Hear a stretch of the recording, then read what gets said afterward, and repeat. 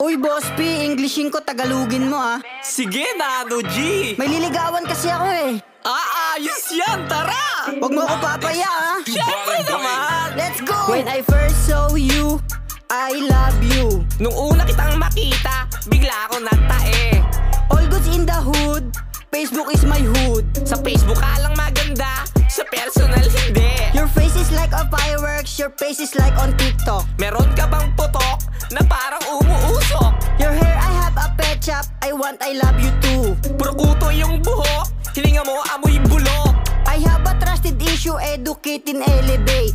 Huwag kang magagalit, meron akong kabet. I don't have a confident, but I have a overwhelm. Kahit ikaw ay pangit, di ka pagpapalit.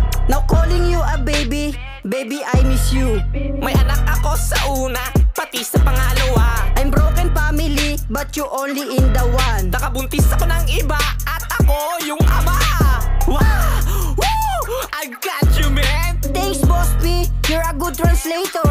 No problem, Nano G! Posibleng di ka pasagutin yan! Thanks again, Boss P. Dito na ako ha! Salamat!